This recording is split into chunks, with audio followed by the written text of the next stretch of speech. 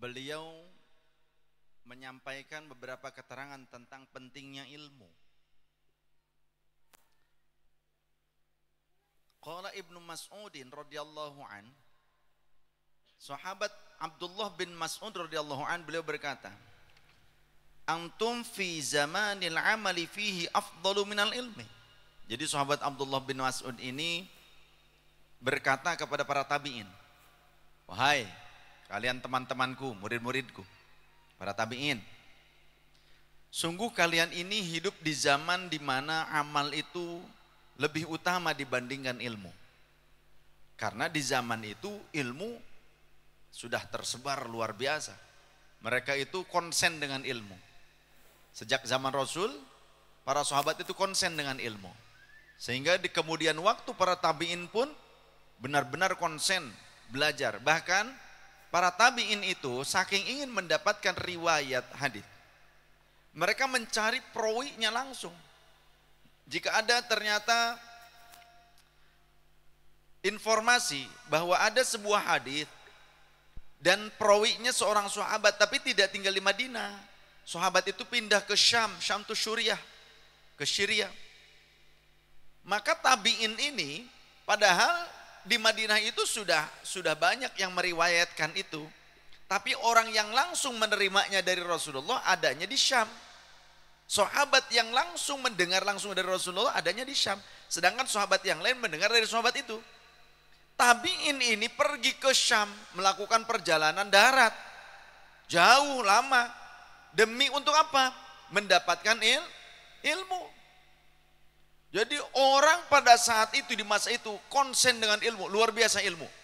Di mana-mana orangnya banyak yang konsen belajar ilmu. Sehingga sahabat Abdullah bin Mas'ud berkata, antum fi zamanil amali fihi afdalu minal ilmi. Kalian itu sekarang sedang berada di zaman di mana amal itu lebih utama dibandingkan ilmu.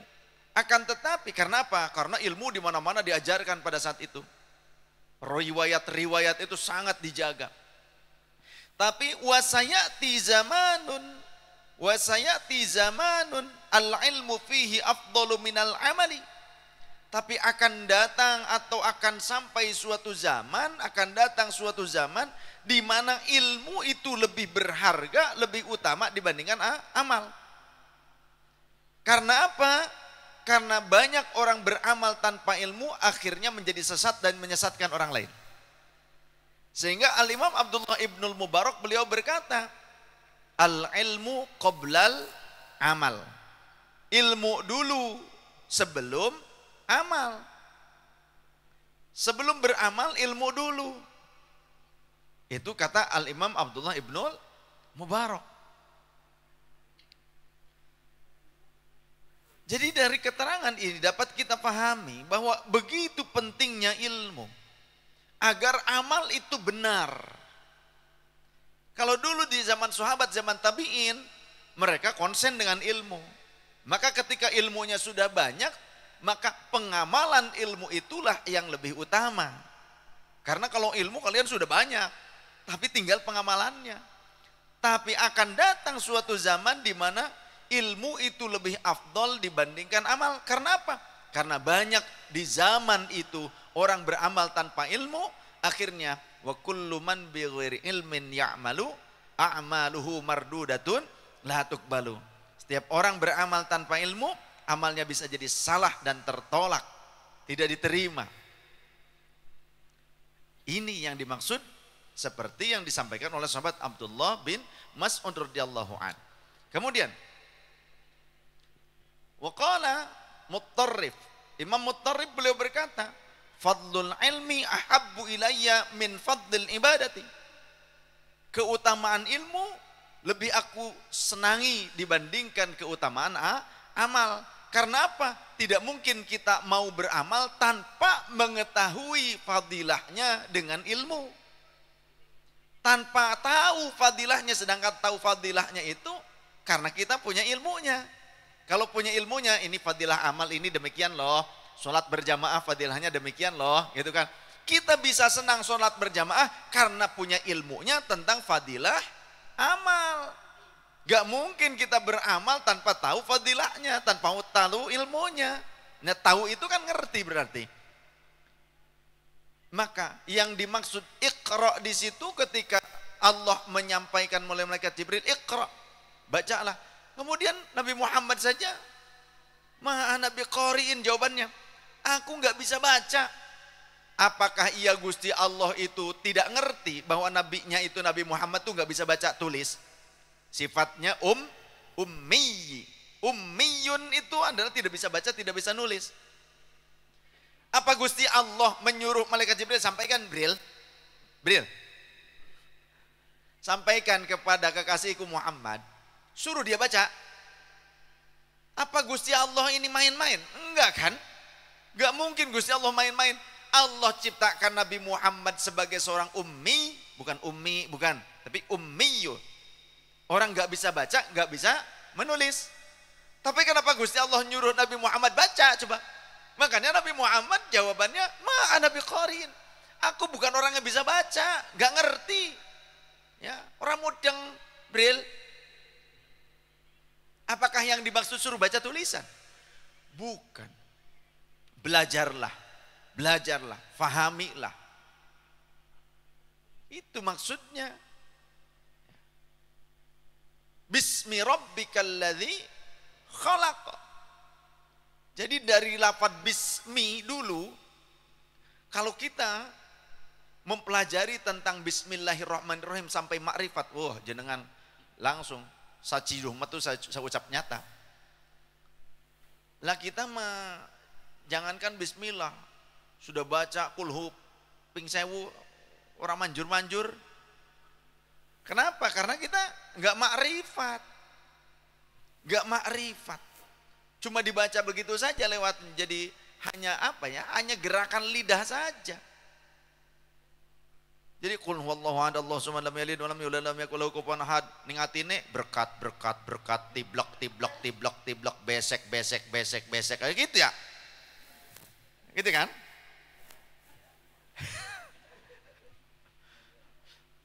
Kalau sudah kulhu tuh udah hampir habis nih kayaknya gitu kan. Kalau masih awal Yasin, wah masih kesuwen. Kalau sudah qul huwallahu ahad Allahu samad lam yalid wa lam yulad wa lam yakul lahu kufuwan ahad. Ini artinya gitu kan, besek berkat gitu. Jadi enggak makrifat akhirnya. Kalau orang zaman dulu bacanya juga kadang enggak benar-benar aja makhrajnya bismillahirrahmanirrahim. Gitu. Tapi jagoan. Manjur, mati. Kita membaca Quran juga begitu. Kita berupaya memperbanyak baca Quran, mungkin sehari bisa sampai hatam 70 kali. Dalam mimpi. Tapi apakah kita ma'rifat? Kadang yang kita baca juga nggak ngerti kita. Bahkan ada keterangan di dalam Al-Quran yang kita sering baca ternyata mengandung makna tentang pentingnya ilmu. Contoh saja. Ada lafaz Al-Quran dalam surah Muhammad ayat 19. Bismillahirrahmanirrahim. Fa'lam annahu la ilaha illallah wastaghfir li dzambika walil mu'minina wal mu'minat. Wallahu rasul an nabi murri wa makna fa'lam, ketahuilah olehmu. Katanya kalimatnya fa'lam. Ketahuilah olehmu. Untuk bisa tahu itu perlu ilmu, karena ilmu itu adalah pengetahuan.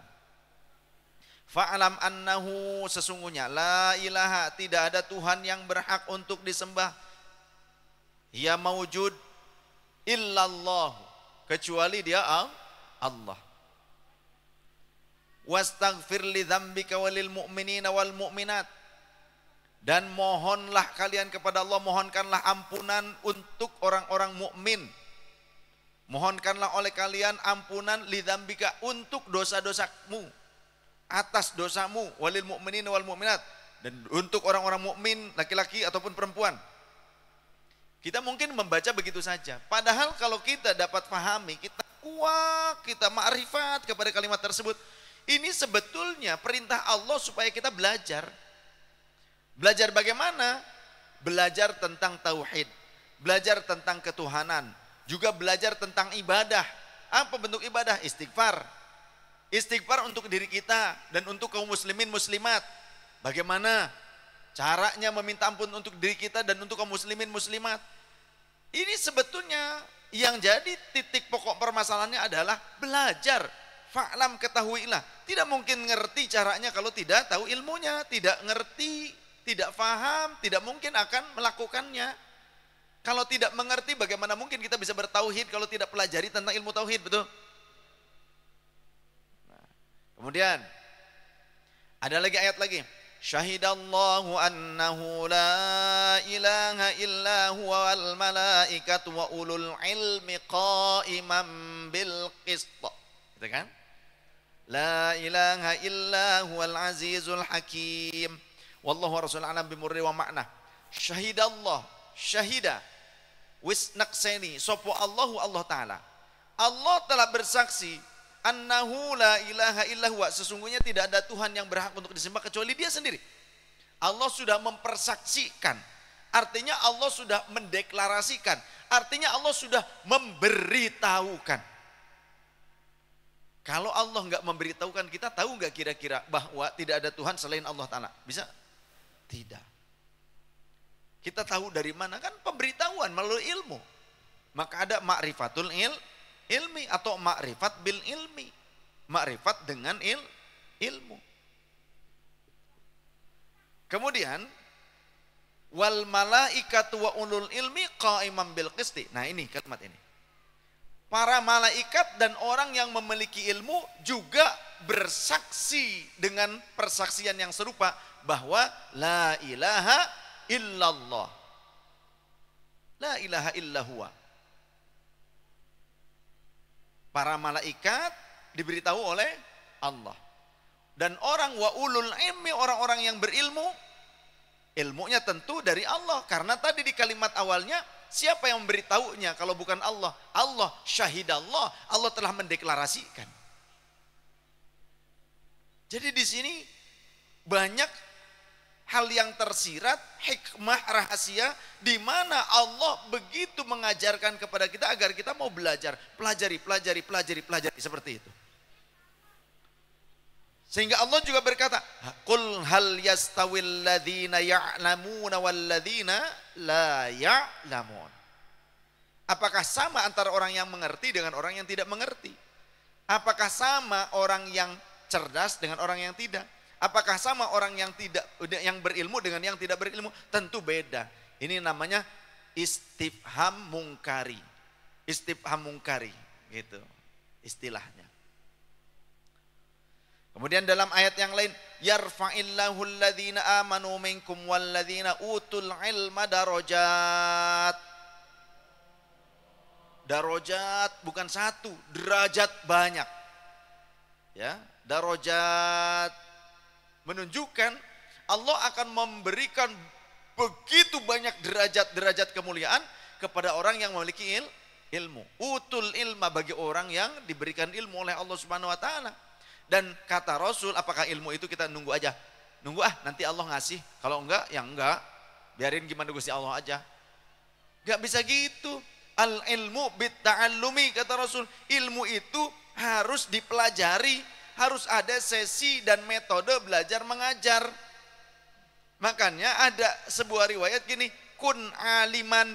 Jadilah engkau menjadi orang yang berilmu. Orang yang banyak ilmu, alim. Kalau kita gak mampu mencapai derajat itu, au muta'alliman, setidaknya jadilah kau orang yang belajar kepada muallim, kepada orang alim, jadi pelajar, langsung jadi santri. Kita gak bisa langsung jadi santri, jadi muta'allim, au mustami'an, paling tidak kita jadi pendengar orang alim. Ya, enggak juga, karena jarang ketemu dengan orang alim, mendengarkan juga enggak. Lewat streaming juga enggak, kuotanya habis dipakai untuk nonton. Akhirnya buat ngaji streaming habis, sehingga enggak mendengarkan orang alim. Gimana nih? Setidaknya au muhibban, jadilah engkau pecinta ilmu dan pecinta ahli ilmu, dan mencintai orang-orang yang sedang mempelajari ilmu. Kudu demen maring santri, ya, Saya ingat dulu waktu mondok, terlebih kalau Jumat kan Jumatannya nggak di masjid pondok, karena pondoknya di tengah sawah gitu. Jadi Jumatannya ke masjid pesantren yang ada di tengah-tengah masyarakat, di pemukiman. Jauh, jalan kaki 2 kilo. 2 kilo lebih mungkin, 2 kilo lebih.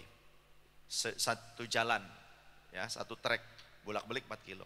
Nah biasanya pulang Jumatan itu, mau balik lagi ke pondok, pondok kita tengah sawah. Itu banyak masyarakat di rumah-rumahnya menyediakan makanan di depan rumah. Dan mereka tuh nanti, cik Sunda mangageruan, apa bahasa Indonesia ngageruan? Manggil. Mang santri, Mang santri. Karena kalau santri di Sunda panggilnya Mang. Ya, Mang, manggilnya. Kalau ke guru Akang, gitu. Mang santri, sini mampir, ini ada makanan apa yang mereka punya, walaupun orangnya itu orang yang sederhana, rumahnya aja pakai bambu bilik gitu. Mereka tetap berupaya untuk menghidangkan hidangan apapun, entah singkong rebus, entah pisang goreng, apa aja, ada nasi, di depan rumahnya mereka sediakan setiap Jumat tuh. Nanti kalau santri pulang lagi ke pondok, mereka tuh terserah mau kemana tuh. Dan kadang sudah makan di sini, dasar santri gitu kan. Kapan lagi? Di sini sudah makan kenyang. Nanti udah lewat lagi ke tempat lagi, mas santri sini. Wah, ya udah. Siapkan perut. Jadi sengaja dibikin lapar dulu tuh. Supaya nanti masuk isinya banyak. Seperti itu. Saking apa? Saking mereka itu cinta kepada ilmu dan ahli ilmu dan kepada orang yang mau belajar ilmu. Itu kadang kita tuh pulang tuh sore akhirnya. Pulang ke pondok tuh sore. Karena sini makan, nanti situ makan lagi. Gitu kan. Kadang sambil makan kan diajak ngobrol gitu kan. Terus pulang sore. Berangkat jam 10 atau jam 9. Nah, di sini kalau berangkat Jumat jam berapa? Setengah 12. Sudah gitu setengah 12 tuh sekarang pas zuhurnya setengah 12. Jadi pas mepet. Kalau dulu enggak, ya. Saking cinta. Wala takun khamisan. Dan jangan kau menjadi yang kelima. Siapa? Pembenci.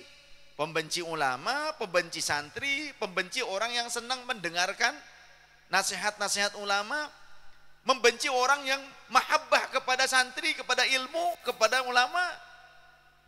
Benci. Fatahlik. Kalau menjadi orang yang kelima, milih jadi orang yang kelima, nu kategorinya fatahlik, kau akan hancur. Hancur. Ilmu enggak dapat, gitu kan? Keberkahan juga hilang. Yang ada anaknya yang dikhawatirkan, anaknya turunannya tidak dicatat oleh Allah menjadi ahli ilmu. Kalau tidak punya ilmu agama, maka dikhawatirkan kita mati, anak-anak kita gak bacain Quran untuk kita, gak sodakoh atas nama kita, gak ziarah kubur kita, gak apa-apa untuk kita, gak ingat. Gak ada ba'da sholat ila ruh abi wa ummi, gak ada. Yang ada apa? Ribut, ya, tukaran, pasnya berantem, rebutan harta warisan. Bahkan orang tuanya belum meninggal, dia langsung ke orang tuanya, Pak, Mak, mana warisan saya? Itu kok warisan, itu ngerampok, cung. Orang tua masih ada, itu bukan warisan. Karena itu hak orang tua. Gak boleh jenengan masih punya orang tua, punya harta, punya mana bagian saya? Sekarang aja lah bagian saya. Nah, kudu ditampol kia. Kudu ditampol. Jangan sampai. Karena ini banyak terjadi di masyarakat seperti itu, ya. Banyak sekali di masyarakat seperti itu. Kita jangan menjadi sosok manusia yang seperti itu. Sahabat-sahabat yang dirahmati